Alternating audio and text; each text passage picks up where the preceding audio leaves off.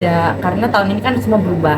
Aku udah balik lagi jadi single mother, aku udah sendiri lagi, tapi aku mau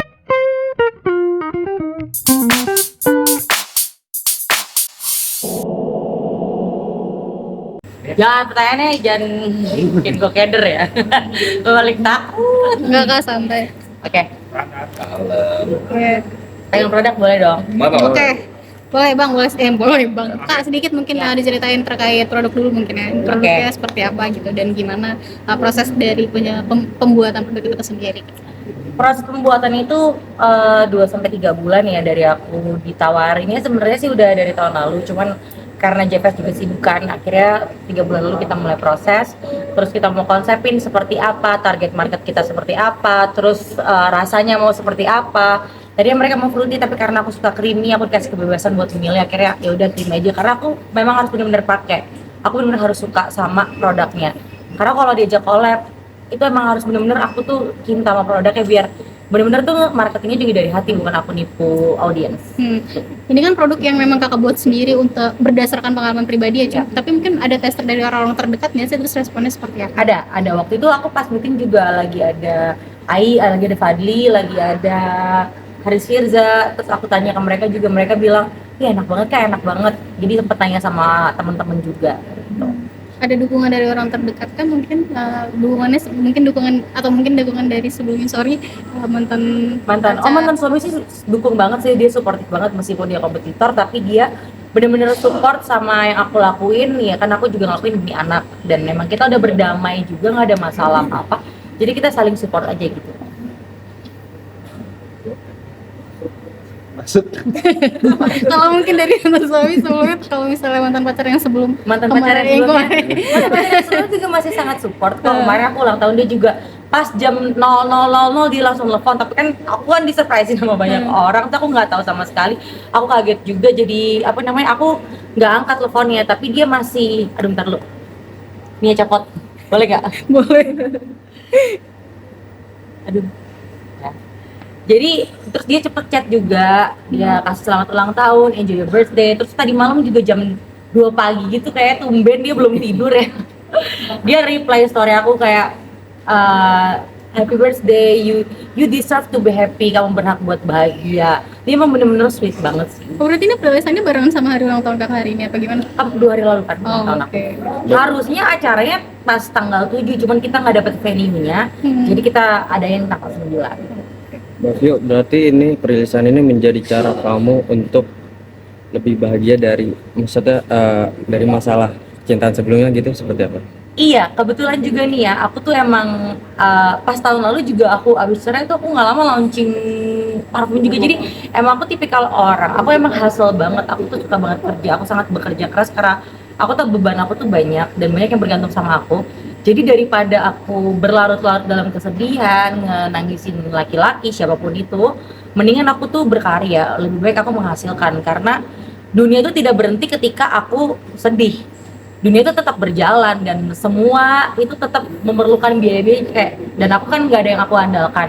Aku bener-bener sendiri, aku tulang punggung keluarga juga. Jadi aku bener-bener ngandelin diri aku sendiri, jadi nggak ada waktu buat bersedih lama-lama. Tapi now how it feels kak? Perasaan lo sekarang gimana gitu? Sebenarnya mixed feeling banget. Kemarin itu kan pas aku mau ulang tahun, kalau kalian tahu kan tahun lalu aku ulang tahun, aku 2 minggu kemudian aku pisah, aku viral.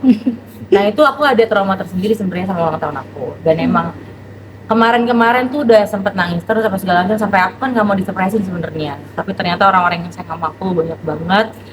Aku juga nggak nyangka kok aku berbuat apa ya sampai I deserve, aku tuh bisa dicintai sama orang segitu banyak. Akhirnya aku disurprisein, terus aku happy banget, sehari 3 kali tiup lilin.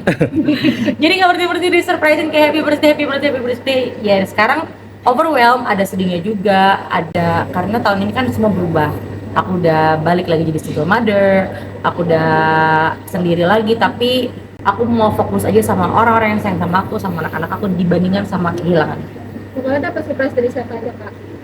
Rame sih, ada Fuji, ada Mbak Shandi, Mas Gilang, terus ada Fadli, Beka, Aan, terus ada Tasya Revina sama suami. Banyak sih, aku kaget banget sih, itu beneran aku kayak jam 12 kayak Kalau lagi nangis ya, makanya tuh di videonya kan mataku bengkak banget, sembab banget. Tiba-tiba kayak happy birthday terus kayak rame banget. Nggak nyangka sama sekali karena aku udah wanti-wanti. Tolong jangan surprisein, jangan surprisein. Gue mau refleksi diri aja deh nih ulang tahun, mau merenung, nggak mau hai gembar-gembor, nggak mau. Tapi ternyata mereka sayang banget sama aku, mereka pengen bikin aku happy. Jadinya tuh mereka kayak gitu. Makna apa di umur yang sekarang ini Ji. Maknanya adalah ternyata hidup itu berat ya. Makin dewasa makin banyak masalah. Tapi emang ya udah hadapi aja, jalanin aja. Jangan fokus sama yang bikin sedih, jangan fokus sama yang bikin sakit, fokus ke hal positif aja. Tuh, jangan terlalu lama-lama terbenam dalam kesedihan. Kalau boleh tahu penyebabnya apa sih? Hah? Penyebabnya apa? Apa tuh? Putus. Putusnya tuh sebenarnya gini, beda visi sama misi aja sih sebenarnya. Beda apa ya, kecepatan dalam hidup bedanya tuh vital banget sampai aku tuh merasa wah kayaknya ini kalau dilanjutin gue nggak bisa nih, karena saya tuh di bawah 20%. Aku tuh otaknya tuh bisa banget ngukur, kan aku sebenarnya udah beda agama dan sebenarnya itu aku nggak masalah, itu aku udah tolerir banget nih karena dari aku juga tahu aku beda agama. Tapi makin kesini kan bisa makin sayang ya, makin sayang, terus ekspektasi dari keluarga juga jadinya besar. Orang tua aku udah suka banget sama Marcel, udah sempet ketemu juga kan kemarin pas pulang ke Manado.